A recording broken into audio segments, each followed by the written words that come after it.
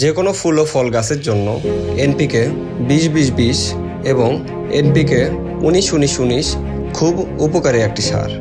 এই সার 24 থেকে 48 ঘন্টার মধ্যে গাছের চেহারা পরিবর্তন ও গাছকে সতেজ করে তোলে, ফুলের স্বাভাবিক বেড়ে ওঠাকে সাহায্য করে। এই সার চারা থেকে ফল ওঠানোর মধ্যে যে কোনো সময় ব্যবহার করতে পারবেন।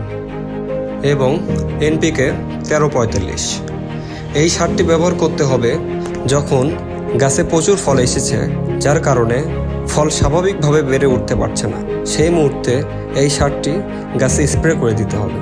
ব্যবহারের নিয়ম খুবই সহজ। মাত্র 3 মিলি অথবা চা চামচের অর্ধেক বা তার একটু বেশি পানির সাথে মিশিয়ে 15 দিন পর পর স্প্রে করে দিতে হবে।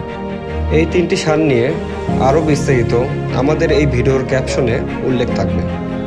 মূল্য 100 গ্রাম মাত্র 200 টাকা। ধন্যবাদ।